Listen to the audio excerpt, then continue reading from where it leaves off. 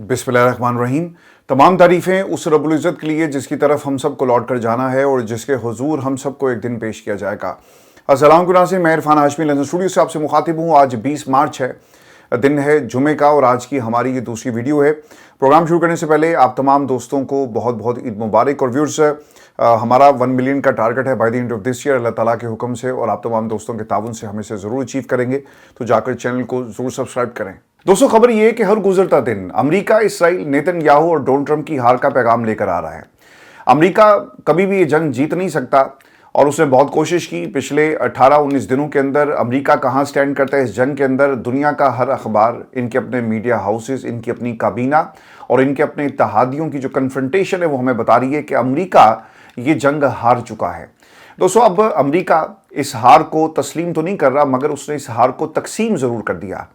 Netanyahu की कोशिश होगी कि कभी भी ये जंग ख़त्म ना हो जब तक वो अपने ग्रेटर इसराइल का जो उनका प्लान है उसकी कोई शक्ल नहीं निकल आती और मुसलमान एक दूसरे के खिलाफ लड़ते लड़ते इनकी इकॉनमी और एक दूसरे के खिलाफ जो नफ़रत की दरार है वो इतनी बड़ी हो जाए कि एक खलीज में कन्वर्ट हो जाए और फिर इसे अबूर करना इनके लिए इतना आसान ना हो और ये जंगें कई कई बरस तक जारी रहें। अमेरिका की कोशिश ये है कि किसी तरह से इस जंग का दायराकार वसी किया जाए, उन ममालिक को भी इस जंग में शामिल किया जाए जो बज़ाहिर जिनकी मईशत इस आबी गुजरगाह के साथ जुड़ी हुई है। बज़ाहिर आपने ऐलान तो कर दिया कि हम अमेरिका की जंग में शरीक नहीं होंगे, लेकिन इतनी आसानी से आप इस जंग को एस्केप भी नहीं कर सकते। वो ममालिक जिनकी मईशत इस आबी गुजरगाह से जुड़ी हुई है, अब उन्हें भी इस जंग में किस तरह से झोंका जाएगा, ये बाकायदा एक नई प्लानिंग के साथ डोनाल्ड ट्रंप मैदान में आ गए। देखिए, हर मुल्क इस वक्त इस जंग से बाकायदा लड़ रहा है। नज़ियाती सरहदों पर भी इसकी लड़ाई जारी है, जैसा कि पाकिस्तान के अंदर नज़ियाती महाज के ऊपर एक बहुत ही ख़तरनाक लड़ाई जो हो रही है। इसके अलावा दुनिया के वो ममालिक जिनके हार्ड बॉर्डर्स तो ईरान के साथ नहीं लगते, लेकिन उनकी मुआशी बॉर्डर्स ईरान के साथ जुड़े हुए हैं, वहाँ भी ये जंग आपको नज़र आएगी। और फिर इसके साथ साथ मिडल ईस्ट के जो हार्ड बॉर्डर्स हैं वहाँ पर आपको ये प्रैक्टिकली जंग जो ईरान है वो लड़ता हुआ नज़र आ रहा है। और डोनाल्ड ट्रंप आपने हुर्मुज़ को एक परमानेंट फीचर बनाना चाहता है, एक इंटरनेशनल इशू इस आबी गुजरगाह को उसे बनाने की कोशिश की है।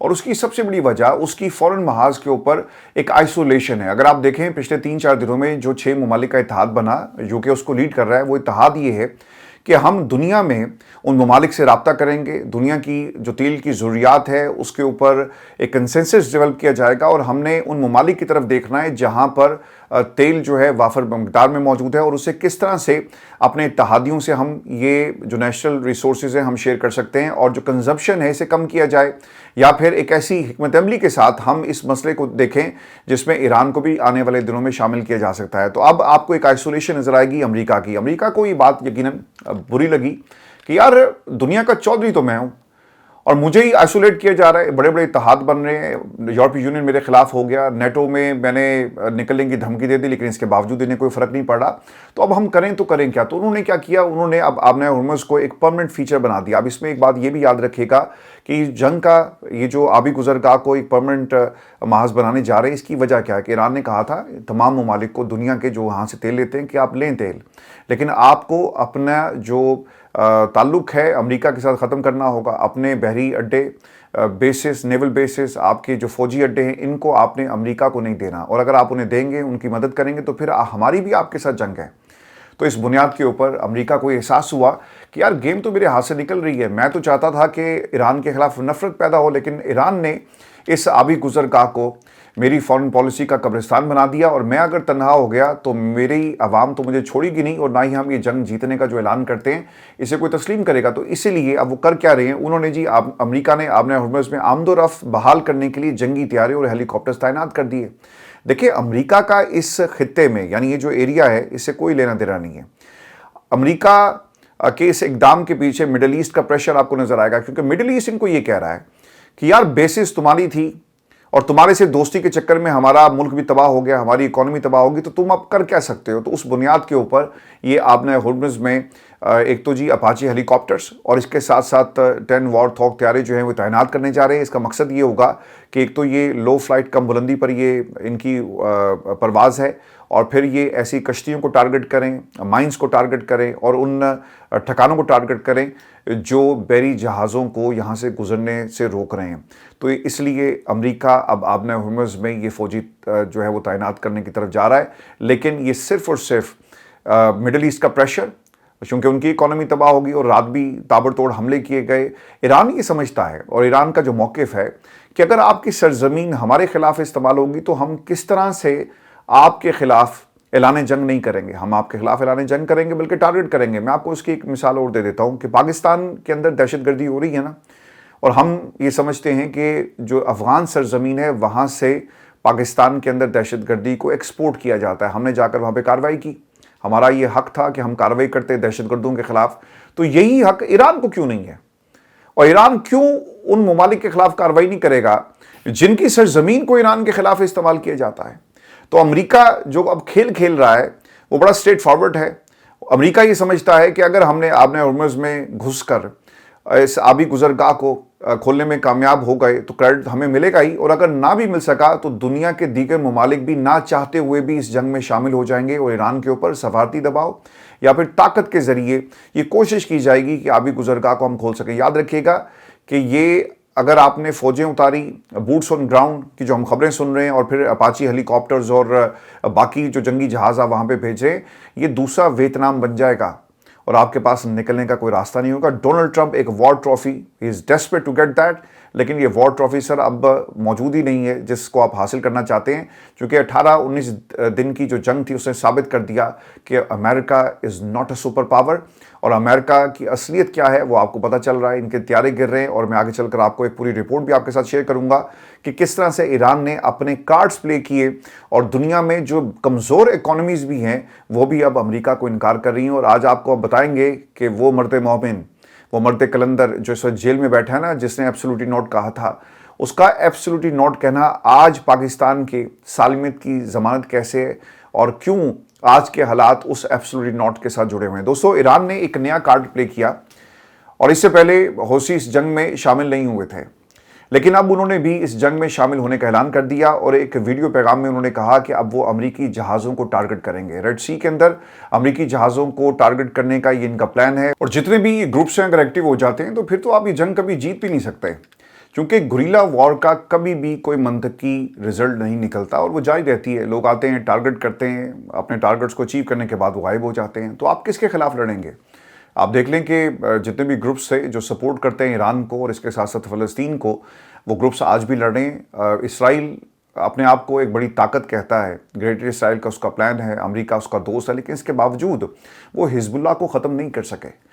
تو اگر یہ ریڈ سی کے اندر ٹارگٹ کریں گے تو اس کا بھی توڑ آپ کے پاس نہیں ہوگا۔ اور یاد رکھیے گا کہ آپ اپاچی ہیلی کاپٹرز 2000 اپاچی ہیلی کاپٹرز بھی اگر آپ نے ہرمز کے اوپر لا کر کھڑے کر دیں تو یہ آبی گزرگاہ کبھی بھی یہاں پہ امن نہیں آئے گا، بلکہ ٹارگٹ کیا جائے گا، اور پھر مڈل ایسٹ کو سوچنا یہ پڑے گا کہ یار امریکہ کی دوستی بہت ہو گئی، اور ڈونلڈ ٹرمپ جس طرح ہی جائے گا ہمیں اب ایک نئے اتحاد کی طرف بڑھنا ہے۔ اور شاید مڈل ایسٹ کے اندر اب لوگ انتظار بھی کر رہے ہوں کہ یار امریکہ کی اس دوستی کی اتنی بھاری قیمت ہمیں ادا کرنی پڑی کہ ہمارا پورا جو اکنامک لائف لائن سٹرکچر تھا اسے ایران نے تابڑتوڑ حملوں کے ذریعے اسے برباد کر دیا، اور اب ہماری سالمیت کا معاملہ ہے، یا تو ہم امریکہ کی دوستی کو اپنے ساتھ لے کر چلیں یا پھر ہم تیار ہو جائیں، اور یہ جنگ کبھی بھی ختم نہیں ہوگی۔ تو اس تناظر میں بھی آپ کو یاد رکھنا ہے کہ مڈل ایسٹ کا جتنا نقصان ہوا ہے اس کی ساری ذمہ داری ڈونلڈ ٹرمپ کے اوپر ہے۔ اور پھر ایک چیز یہ بھی اس کے اندر بڑی امپورٹنٹ ہے، کچھ لوگوں سے میری امریکہ میں بات ہوئی اور وہاں کے تھنک ٹینکس کے اندر یہ خیال پایا جاتا ہے کہ ڈونلڈ ٹرمپ شاید اب مڈل ایسٹ کو یہ کہہ رہے ہیں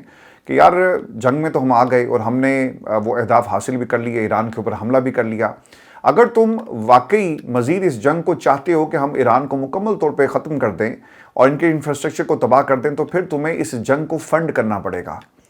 آپ دیکھیں کہ امریکہ ایسی پوزیشن میں جہاں پہ اس کے پاس بھی اس کو بھی ایک اکنامک دھچکا پہنچ رہا ہے، اور وہ کانگریس کے پاس پہنچ گیا کہ ایمرجنسی فنڈز جو ہیں وہ جاری کیے جائیں اور ہم نے اس جنگ کو جیتنا ہے۔ وہیں پر مڈل ایسٹ کے ممالک کے اوپر بھی چونکہ پیسہ تو ان کے پاس بہت ہے، دباؤ آپ کو نظر آئے گا کہ اگر تم جنگ کو کنٹینیو کروانا چاہتے ہو تو پیسے دو، اور اگر تم جنگ کو ختم کروانا چاہتے ہو تب بھی پیسے دو، جو ہمارا نقصان ہو گیا ہے چونکہ ہمیں تو کچھ حاصل نہیں ہوا۔ تو اس تاثر کو اور اس اینگل کو بھی آپ نے بھولنا نہیں ہے، اور مڈل ایسٹ کے لیے شاید یہ سب سے بڑی ہار ہوگی۔ ڈونلڈ ٹرمپ کے لیے تو ہار ہے ہی، لیکن مڈل ایسٹ کے تمام ممالک جو اس جنگ میں امریکہ کی طرف سے لڑ رہے تھے یا امریکہ کو انہوں نے سپورٹ کیا، ان کی ایسی ہار ہے کہ اس کی قیمت انہیں کئی برسوں تک ادا کرنی پڑے گی۔ دوستو، امریکہ کا یہ خیال تھا اور امریکہ بار بار پیٹ ہیگسیت جیسے لوگ جو ہیں وہ پریس کانفرنسز میں ایک بات کرتے ہیں کہ ہم نے اپنے اہداف حاصل کر لیے، لیکن اگر آپ نے واقعی اپنے اہداف حاصل کیے تو رات کو جو اٹیک ہوا ہے تل ابیب کے اوپر، اس کا جواب ہے آپ کے پاس۔ تل ابیب کے اوپر جہاں جہاں اٹیک ہوا وہاں پر میڈیا کو تو رپورٹ کرنے کی اجازت نہیں ہے، لیکن خبریں پھر بھی باہر آ رہی ہیں اور بتایا جاتا ہے کہ تل ابیب کے اوپر ایسے میزائل سے حملہ کیا گیا جو اس سے پہلے استعمال نہیں ہوئے۔ یہ اس بات کی نشاندہی ہے کہ امریکہ نے جو ان کا دعویٰ ہے کہ ایران کے بیلسٹک میزائل کے پروگرام کو، ان کی فیکٹریز کو مکمل طور پہ تباہ کر دیا، اس میں کوئی سچائی نہیں ہے۔ میزائلوں کی تیاری کا عمل ابھی بھی جاری ہے۔ ایرانی پاسدار انقلاب کی گارڈ کے مطابق میزائلوں کی تیاری اسی طرح جاری ہے جیسے پہلے تھی۔ ہمارے ذخائر میں کسی قسم کی کمی واقع نہیں ہوئی، جبکہ اس سے پہلے امریکی صدر اور دیگر امریکی رہنماؤں نے کہا تھا کہ ایران کے میزائل پروگرام کو ہم نے مکمل طور پہ تباہ کر دیا۔ لیکن اگر آپ ایران کی بات نہ بھی مانیں نا اور تصور کریں کہ جناب ایران جو ہے وہ غلط بیانی سے کام لے رہا ہے، تو پھر یہ جو ویو ہے جسے آپ کا انٹرنیشنل میڈیا رپورٹ کر رہا ہے، تل ابیب کے اندر سے خبریں آ رہی ہیں، تو یہ میزائل کہاں سے آ رہے ہیں؟ یقیناً بیلسٹک میزائل کا جو ان کا پورا ذخیرہ ہے آج بھی محفوظ ہے، اور آپ نے ایران کی جو جغرافی ہے اسے سامنے رکھنا ہے، یہاں کی جو پہاڑی سلسلہ ہے اس کو سامنے رکھنا ہے، اور ان پہاڑوں کے اندر بہت ساری ایسے ذخائر ہیں جسے امریکہ چاہے بھی تو ہٹ نہیں کر سکتا، چونکہ ایک کمپلیکس قسم کا یہ پورا سٹرکچر ہے، پہاڑی سلسلہ ہے جہاں پہ ان تمام ذخائر کو انہوں نے بنایا، اور اوور دا ایئرز یہ پلاننگ کی گئی ہے۔ یہ کوئی ایک آدھے دن کی پلاننگ نہیں تھی جس کے بعد آپ کہیں کہ ہم نے ایران کے بیلسٹک میزائل کو جو ہے وہ تباہ کر دیا۔ اور پھر امریکہ کو نا اپنے سپر پاور ہونے پہ بڑا غرور ہے۔ اگر آپ دنیا کی 98 کنٹریز ایسی ہیں جہاں پہ آپ کو ان کی بیسز ملیں گی، کئی 100 بیسز ہیں جہاں سے یہ اپنے پولیٹیکل موٹیوز بھی حاصل کرتے ہیں، جہاں سے لوگوں کو ڈرایا بھی جاتا ہے، اور مختلف جو خطے ہیں وہاں پر اپنی برتری کو ثابت کرنے کے لیے ان بیسز سے یہ آپ کو اٹیک کرتے ہوئے نظر آئیں گے۔ اب امریکہ کے پاس کیا تھا؟ انہوں نے ٹریلینز آف ڈالر کی ایک انڈسٹری کھڑی کی جو ڈیفنس انڈسٹری ہے، جہاں سے اسلحہ بنا کر ایسے ممالک کو بیچا جاتا ہے دفاع کے نام پر، جس طرح کہ مڈل ایسٹ کو بیوقوف بنایا کہ دفاع ہم تمہارا کریں گے اور تمہیں اسلحہ لینا ہے، اور دیکھو یہ اسلحہ ایسا ہوگا کہ تمہارا دفاع ناقابل تسخیر ہو جائے گا۔ اس کی حقیقت کیا تھی، اوقات کیا تھی، وہ آپ کو ایران نے بتا دی۔ اور ریسنٹ جو ایک معاہدہ ہوا ہے وہ آپ نے دیکھ لیا کہ یو ای کا ایک معاہدہ ہوا جس میں بتایا جاتا ہے کہ وہ مزید اسلحہ جو ہے وہ بیچنے جا رہے ہیں، اور یو ای کو یہ بیچیں گے۔ حملہ ہوا اور فائدہ کس کا ہوا؟ آپ کی امریکن انڈسٹری کا، ان کے کارخانے، اسلحے کے کارخانے چل رہے ہیں۔ یہ جو غرور تھا نا، یہ کیسے خاک میں ملایا ایران نے، میں آپ کو اس کی ایک ایگزامپل دے دیتا ہوں۔ ان کا جی ایک طیارہ ہے F-35، اور یہ ایک طرح سے لائٹننگ کوئک اسے سمجھا جاتا ہے جسے کوئی ریڈار دنیا کا پکڑ نہیں سکتا۔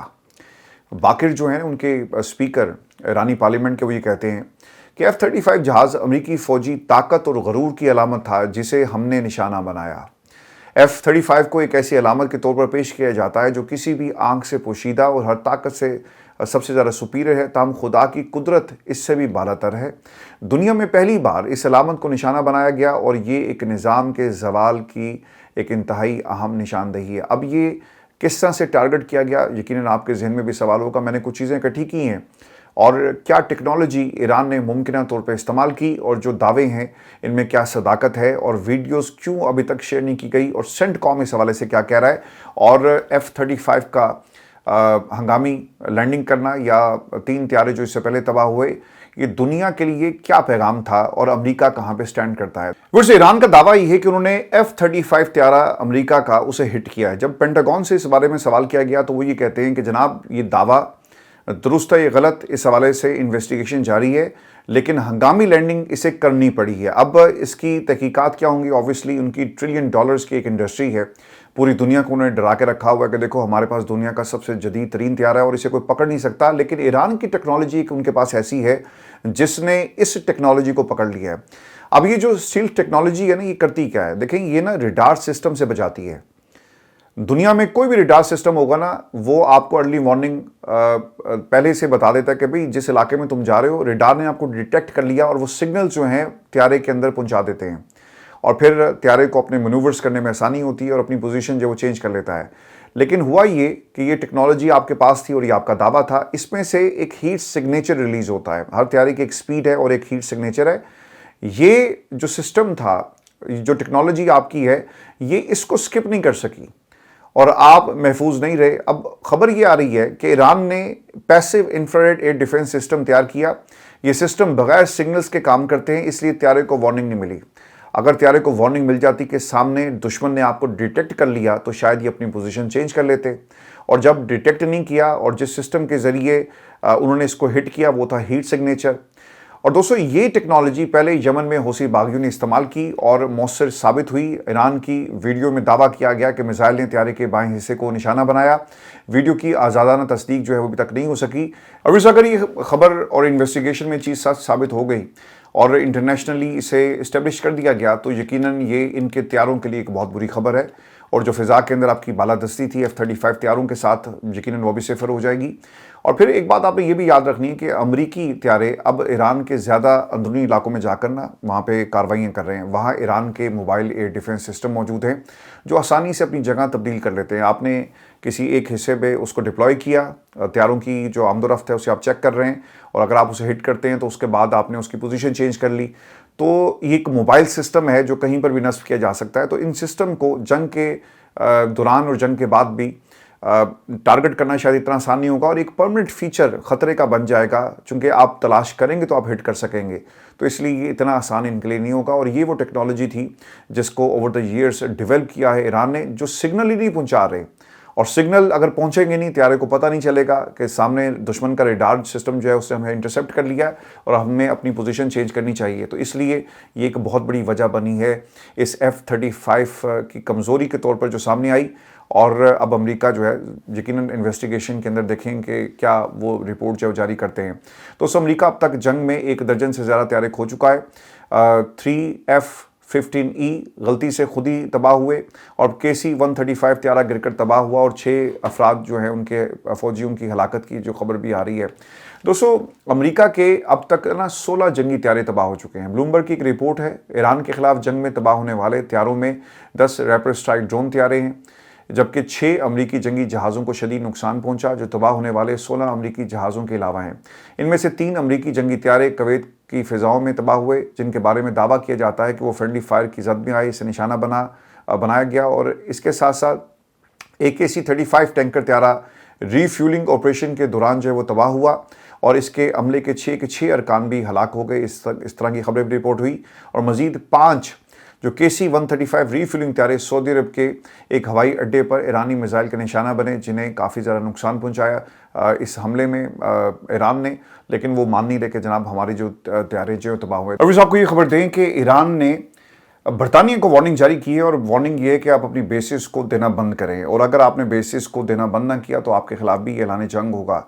तो ये वो बुनियादी कुलिया है जिस बुनियाद के ऊपर आपने हॉर्मुज़ को दोबारा से अटैक करने की तैयारी की जा रही है अमेरिका की तरफ से, और फिर इस जगह को एक परमानेंट वॉर फीचर या महाज बनाने की अमेरिका की कोशिश है। अब ईरान ये कह रहा है कि अगर आप अपने बेसिस को हमारे खिलाफ इस्तेमाल होने की इजाज़त देंगे तो फिर हमारी आपके खिलाफ भी जो है वो जंग शुरू हो जाएगी।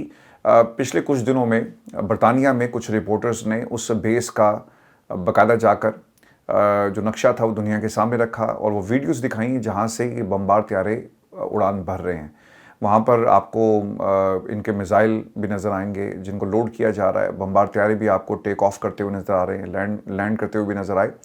तो अमेरिका ये कहता है कि बरतानिया हमारे साथ नहीं है, लेकिन जो ग्राउंड रियलिटीज़ हैं वो ये बताती हैं कि बरतानिया आपके साथ है और आपके बमबार त्यारे जो बरतानिया की सरजमीन से परवाज़ भर रहे हैं और ईरान के ख़िलाफ़ जंग करें। तो इस तनाज़ुर में ईरान ने एक वार्निंग जारी की है। दोस्तों अमेरिका का इतना बुरा हाल होगा, जो आपके ताकतवर इत्तेहादी तो आपका साथ छोड़कर चले जाएं तो समझ में आता है कि जनाब ताकतवर था और उनके अपने मफादात हैं जिसको उन्होंने सबसे पहले तरजीह दी। लेकिन श्रीलंका ने भी अब अमेरिका को इनकार कर दिया। अब ये श्रीलंका की पोजीशन जो है ये आपको याद रखनी चाहिए इमरान खान के बयानात के तनाजुर में। श्रीलंका ने क्या किया पहले ये सुन लें, फिर मैं आपको जो खान साहब की बातें थी और अमेरिका को बेसिस देने से जब इनकार किया वो हमारे लिए आज 2026 में किस तरह से एब्सोल्युटली नॉट पूरी कौम की सालमियत की ज़मानत बन गया ये फ़ैसला, ये मैं आपको आगे चलकर बताता हूँ। श्रीलंका ने अमेरिकी जंगी त्यारों को अपने अड्डे पर तैनात करने की दरख्वास्त को मुस्तरद कर दिया। श्रीलंका के सदर ने पार्लियामेंट में बयान देते हुए कहा कि अमेरिका ने मार्च के आगाज़ में 2 जंगी त्यारे مٹالا انٹرنیشنل ایئرپورٹ پر تعینات کرنے کی درخواست کی تھی۔ صدر کے مطابق ان امریکی طیاروں پر اینٹی شپ میزائل نصب تھے اور انہیں جبوتی کے اڈے سے لانے کا منصوبہ بنایا گیا تھا۔ دوستو، یہ سری لنکا کوئی بہت بڑی اکانومی نہیں ہے جسے بات یہ معلوم ہو کہ یار ہم امریکہ کو انکار کر سکتے ہیں، کوئی بات نہیں، امریکہ کو انکار کریں گے، ہمیں کون سا کوئی مسئلہ ہے، ہماری اکانومی ہم اسے خود سپورٹ کر سکتے ہیں۔ امریکہ کی ہاں اور نہ آئی ایم ایف کے ساتھ جڑی ہوئی، یاد رکھیے گا، اور آئی ایم ایف کنٹرول کر رہا ہے اس وقت سری لنکا کو۔ سری لنکا کے حالات پچھلے کچھ برس پہلے کیا تھے کہ ان کا دیوالیہ نکل گیا۔ عمران خان کیا کہا کرتے تھے کہ آپ کو پاکستان کے اندر اگر یہ حکومت گئی تو ہمارے حالات بھی سری لنکا جیسے ہو جائیں گے۔ یہ وہ سری لنکا ہے، میں نے جا کر خود گراؤنڈ کے اوپر سری لنکا کے حالات دیکھے۔ جب 2 برس پہلے میں سری لنکا گیا تو وہاں پر کوئی بھی آپ کو مل جاتا ہے نا، جب ان کو پتہ چلتا کہ یہ ٹورسٹ ہے، یہ فلاں ہوٹل میں ٹھہرا ہے، فلاں جگہ پر اس کا آنا جانا ڈیلی بیسس پہ ہے، تو لوگ وہاں پر آپ کا شکریہ ادا کرتے کہ ان مشکل حالات میں آپ ہمارے ملک میں آئے اور ہماری اکانومی کو سہارا دے رہے ہیں۔ دیکھیں جی، جب پاؤنڈز جائیں گے اور ان کی اکانومی کو سہارا تو ملے گا۔ 390 کا میرا خیال ہے کہ جو اس سری لنکن روپی جو تھا وہ میرا خیال ہے کہ اتنا بنتا ہے پاؤنڈ کو اگر آپ کنورٹ کریں، تو لوگوں نے شکریہ ادا کیا۔ تو یہ وہ سری لنکا ہے، اسے معلوم ہے کہ ہمارے فیصلے جو ہیں وہ ہمارے مستقبل کے اوپر کتنا گہرا اثر چھوڑ سکتے ہیں۔ ہماری اکانومی کچھ نہیں ہے، لوگ یہاں پر آ نہیں رہے، ہمارا سب کچھ تباہ ہو گیا، اور ہماری سرکار کے اور ہمارے حکمرانوں کے غلط فیصلوں کی وجہ سے وہ سری لنکا آج امریکہ کو انکار کر رہا ہے کہ بھئی ہم آپ کو اپنے اڈے جو ہیں وہ نہیں دیں گے۔ اگر سری لنکا انکار کر سکتا ہے، سر ہم تو پھر بھی سپر پاور ہیں۔ آج آپ کو پتہ چلے گا کہ اگر عمران خان نے یہ اڈے امریکہ کو دے دیے ہوتے نا، تو پھر انہی اڈوں سے امریکہ اس ایران کے اوپر تابڑ توڑ حملے کر رہا ہوتا کہ نہیں کر رہا ہوتا۔ اور ایسا لگتا ہے یہ کہ عمران خان کے دور میں اس جنگ کو پلان کیا جا رہا تھا۔ موقع کی تلاش جو تھی کہ اگر کوئی ایسا شخص ہمیں مل جائے، پاکستان کی حکومت کی طرف سے کوئی ہمیں ایسی گارنٹیز مل جائیں کہ بیسز کو ہم دے دیں گے، تو پھر ہم ان بیسز کو ایران کے خلاف بھی استعمال کر سکتے ہیں۔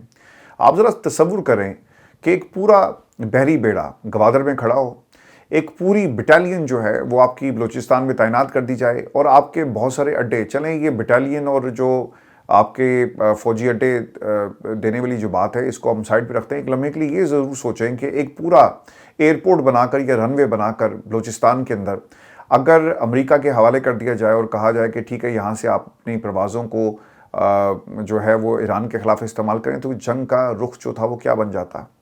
عمران خان نے ایبسولوٹلی نوٹ کہا، تو آج جو پاکستان کی سالمیت اور آپ جو فیصلے کر رہے ہیں نا، یہ اس ایبسولوٹلی نوٹ کی وجہ سے تھے۔ یہ ایبسولوٹلی نوٹ شاید پاکستان کی سالمیت کی ضمانت بن گیا۔ اگر ہماری سرزمین ایران کے خلاف استعمال ہو رہی ہوتی تو ایک تو آپ کے جو ڈومیسٹک پریشرز ہیں وہ بھی ہونے تھے، دوسرا آپ کا ایران نے کیا خاموشی سے بیٹھے رہنا تھا؟ ایران نے پھر آپ کی گوادر پہ حملہ کرنا تھا، ایران نے آپ کے کراچی پہ حملہ کرنا تھا، ایران نے آپ کے ان تمام جگہوں پر حملہ کرنا تھا جو ہماری اکنامک لائف لائن ہے۔ تو آج عمران خان کا ایبسولوٹلی نوٹ کہنا اس قوم کی سالمیت کی ضمانت بن گیا۔ کوئی ہے مائی کا لال جو انکار کرے؟ یہ عمران خان کو جیل میں رکھ سکتے ہیں، لیکن عمران خان کی کہی ہوئی باتوں کے اوپر اس کو تسلیم نہیں کریں گے۔ آج آپ کی جو رلے سے آپ فیصلے کر رہے ہیں نا، ایک جہاز پکڑتا ہے، کبھی وہ مڈل ایسٹ جا رہا ہے، کبھی کہیں جا رہا ہے، شہباز شریف ہمارا وزیر اعظم، یہ کیوں جا رہا ہے؟ اور آج پاکستان کی مڈل ایسٹ کے اندر جو سے اور جو ہم اپنی جو پولیٹیکل ایک طرح سے جو گیم کھیل رہے ہیں وہ کس طرح سے ممکن ہوا؟ یہ عمران خان کے ایبسولوٹلی نوٹ کہنے کی وجہ سے ہوا کہ بھئی ہم تمہیں اڈے نہیں دیں گے۔ تو پھر آج پاکستان کا بھی خدا نہ خواستہ وہی حال ہوتا جو مڈل ایسٹ کا ہو رہا ہے۔ مڈل ایسٹ کی اکانومی جن سے ہم روزانہ قرضہ مانگنے کے لیے چلے جاتے ہیں، کیا ہمارے سے کوئی چھوٹی اکانومی ہے؟ اور دنیا بھر کو وہ فنڈ کر رہے ہیں۔ امریکہ بھی کہہ رہا ہے کہ جنگ میں اگر تم نے مزید ہمیں رکھنا ہے تو پیسے دو بھائی۔ اس طرح سے شاید وہ جنگ کی قیمت ادا کروانا چاہتا ہے، نقصان کی قیمت ادا کروانا چاہتا ہے۔ تو کیا پاکستان جو بار بار ان سے پیسے مانگتا ہے، یو ای سے پیسے مانگتا ہے، ہم نے کیا کیا؟ ان کو ایک شکار کا دی ہوئی رحیم یار خان میں وہ آتے ہیں، شکار کرتے ہیں، چلے جاتے ہیں۔ اگر آج عمران خان ایبسولوٹلی نوٹ نہ کہتا تو آج شاید پاکستان کے حالات جو ہیں وہ مڈل ایسٹ جیسے ہوتے، یہاں پر بھی وہی کچھ ہو رہا ہوتا جو۔ اور پھر مجھے اب یہ لگتا یہ ہے کہ ایک سازش تھی جسے عمران خان کے ایک دو جملوں نے نا، دو الفاظ ہیں ایبسولوٹلی ناٹ، جس نے کامیاب نہیں ہونے دیا۔ وہ کیا تھا کہ یہ جنگ جو مڈل ایسٹ میں مسلمان کے خلاف لڑ رہا ہے نا، تو پھر یہ جنگ پاکستان سے شروع ہونی تھی اور پاکستان کے خلاف یہ محاذ کھل جاتا اور ایران پھر پاکستان سے لڑ رہا ہوتا۔ اور پھر خوشی کس نے منائی تھی؟ نیتنیاہو نے، کہ دیکھو آج میں نے دنیا میں جو واحد اسلامک پاور ہے اسے میں نے ایران کے ساتھ لڑا دیا۔ اور مڈل ایسٹ جو آج ایران کے ساتھ لڑ رہا ہے، پھر یہ جنگ کا رخ ہماری طرف ہونا تھا. تو ابھی بھی کچھ نہیں بگڑا. عمران خان کو پاکستان کی ضرورت ہے اور پاکستان کی عوام کو عمران خان کی ضرورت ہے. سوچیں، جب میں آج مسجد اقصیٰ کے حوالے سے وہ خبر پڑھ رہا تھا نا، جس میں تھا کہ میڈیا رپورٹس میں 1967 کے بعد پہلی بار رمضان کے اختتام پر مسجد اقصیٰ کو مکمل طور پہ بند کر دیا گیا، فلسطینیوں کو نماز ادا کرنے سے روک دیا گیا. اسرائیلی پولیس نے مسجد کے داخلی راستوں میں رکاوٹیں کھڑی کر دی اور نمازیوں کو اندر داخل ہونے سے روک دیا گیا. جب میں یہ خبر پڑھ رہا تھا نا، تو مجھے پاکستان میں عمران خان یاد آ گئے کہ کل کو یہ منظر ہمیں اڈیالہ میں بھی دیکھنے کو ملے گا جب عمران خان کو نماز پڑھنے کی اجازت نہیں دی جائے گی. تو یہ جتنی بھی ملاقاتیں پچھلے کچھ دنوں میں علماء کرام کی ہوئی، اہل تشیع جو ہمارے بھائی ہیں، ہمارے علماء کرام ہیں، اور وہ جا کر کچھ لوگوں سے ملے ہیں پاکستان میں طاقتور حلقوں سے، اور جو وہاں سے خبریں آ رہی ہیں، خیر وہ جو بھی معاملات ہیں، جس طرح بھی اس کو پریزنٹ کیا جا رہا ہے، لیکن ایک چیز جو شہنشاہ نقوی ہیں ان کی بات میں آپ تمام دوستوں سے شیئر کروں گا. اور وہ اس لیے بھی ضروری تھی کیونکہ ہماری چوائسز جو ہے نا، ہم نیشنلزم کے بینر کے نیچے اپنی چوائسز میں کنفیوز ہو جاتے ہیں. کوئی بھی انسان اپنے مذہب سے پہچانا جاتا ہے.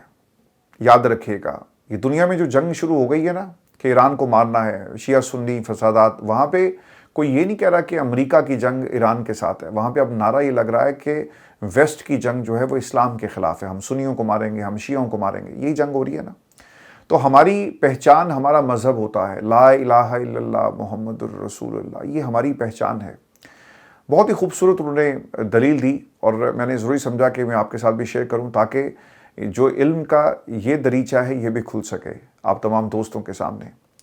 انسان کی سر تاریخ کتنی پرانی، ہماری پہچان کیا ہے؟ ہم آدم علیہ السلام کی اولاد ہیں. دنیا کے ہر حصے میں بسنے والا ہر بشر جو ہے اس کی پہچان کیا ہے؟ کہ ہم حضرت آدم علیہ السلام کی اولاد ہیں. ایسا ہی ہے. اور یہی پہچان ہمیں مجبور کرتی ہے یا مقدمہ لڑنے پر ہمیں اکساتی ہے کہ انسانی حقوق کو پامال کیا جا رہا ہے. اسی بنیاد کے اوپر آپ یہ مقدمہ لڑتے ہیں نا. دنیا کے کسی حصے میں بھی جب بھی انسانی حقوق کو پامال کیا جاتا ہے، آپ کہتے ہیں کہ یار انسان کو انسان کے خلاف یہ کام نہیں کرنا چاہیے، انسان بن کر سوچو. یہ آپ کی پہچان بن گئی. پھر دوسری پہچان کیا ہے؟ نبی کریم صلی اللہ علیہ وآلہ وسلم کی شریعت محمدی، یہ آپ کی پہچان ہے. 1400 سال ہو گیا آپ کو، آپ اس شریعت کے ساتھ جڑے ہوئے ہیں، بینگ اے مسلم، یہ آپ کی پہچان ہے. پھر آپ پاکستان کو بنے 78 برس ہو گئے، ایسا ہی ہے، یہ آپ کی پہچان ہے. تو آپ اپنی ایک پہچان کو دوسری پہچان سے ختم نہیں کر سکتے، اور جو پہچان آپ کی ہے آپ دوسری پہچان کے مقابلے میں پہلی پہچان کو خیر بات نہیں کہہ سکتے. آپ کی 78 برس کی پہچان پاکستان، آپ کی 1400 سال کی پہچان شریعت محمدی، نبی کریم صلی اللہ علیہ وآلہ وسلم نے جو دین ہم سب کے لیے پسند فرمایا، یہ ہماری پہچان ہے. کلمہ ہماری پہچان ہے. ہم اپنے آپ کو اس سے الگ نہیں کر سکتے. اور حکم ہوا کہ مسلمان کو تکلیف میں دیکھو اور وہ مدد کے لیے پکارے تو جاؤ، جا کر اس کی مدد کرو. آج بھی نماز پڑھنے کی اجازت تو نہیں دی گئی. فلسطینیوں پر آج بھی ظلم ہوا، آج بھی کئی فلسطینیوں کو شہید کر دیا گیا، کئی دہائیوں سے شہید کیا جا رہا ہے. لاکھوں فلسطینی اپنی سرزمین پر اسلام کے نام پر قربان ہو گئے، اسلام پر قربان ہو گئے. مسلم دنیا کو سر ہوش تو نہیں آیا؟ کم از کم آپ سب مل کر ایک ایسا اتحاد تو بنا ہی سکتے ہیں نا کہ آپ امریکہ اور اس کے اتحادیوں کو روک سکیں.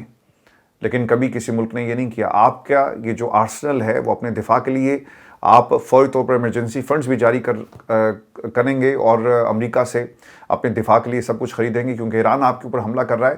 لیکن کبھی کسی ملک نے یہ نہیں سوچا کہ ہم فلسطینیوں کے ساتھ بھی جا کر کھڑے ہوں.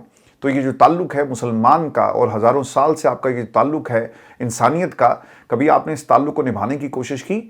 تو سر یہ پہچان کبھی ختم نہیں ہو سکتی، اور اس پہچان کو جو ویسٹ ہے وہ ختم کروانا چاہتا ہے. اگر آج ہم یہ کہیں کہ سب سے پہلے پاکستان، تو پھر سب سے پہلے پاکستان ہی ہوگا کیونکہ یہ ہماری پہچان ہے. سب سے پہلے امریکہ نہیں ہو سکتا. پاکستان پہلے امریکہ بعد میں، لیکن ہم نے امریکہ پہلے پاکستان بعد میں. ہمارے حکمران تو یہی کہہ رہے ہیں کہ سروائیول کی جنگ ہے.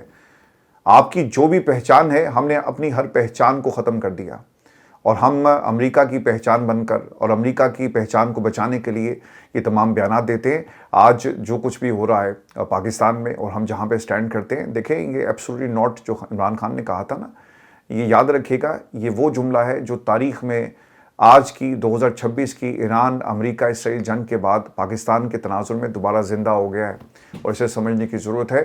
اور اپنی پہچان کو مت بھولیے گا. آپ پاکستانی ہیں، اور ایک مسلمان ہیں، 1400 سال کی ایک آپ کی ہسٹری ہے، ایک تعلق ہے، نبی کریم صلی اللہ علیہ وآلہ وسلم کے کلمے کی نسبت ہے. ہم اس پہچان کو کیسے ختم کر سکتے ہیں؟ اور ایک مسلمان تکلیف میں ہوگا تو دوسرے مسلمان کے اوپر فرض ہے کہ وہ مدد کو پہنچے. ایک پاکستانی جب تکلیف میں ہوگا تو نیشنلزم کا یہ تقاضا ہے. 78 برس کی ہماری ایک عہد ہے اور ایک سرزمین جو ہمارے آباء و اجداد نے قربانی دے کر حاصل کی، تاکہ ہم آسانی سے اپنے اس 1400 سال پرانی پہچان کو آسانی سے اس کو محفوظ بنا سکیں، اس کے اوپر ہم کام کر سکیں، اس کو روزانہ تجدید کر سکیں اس پہچان کی، اس سرزمین کے اوپر کھڑے ہو کر جو ہمارے آباء و اجداد نے ہمارے لیے حاصل کی، یہ ہماری پہچان ہے. اور پھر ایک اس سے بڑی پہچان ہے انسانیت کی، جو تمام اولاد تو حضرت آدم علیہ السلام کی ہے نا. تو ہمیں ان تمام جتنی بھی ہماری پہچان ہے اسے بھولنا نہیں، یہ کہہ کر کہ سب سے پہلے امریکہ. اپنا خیال رکھیے گا. اگلی ویڈیو میں آپ سے جلد ملاقات ہوگی. اجازت دیجیے. اللہ نگہبان.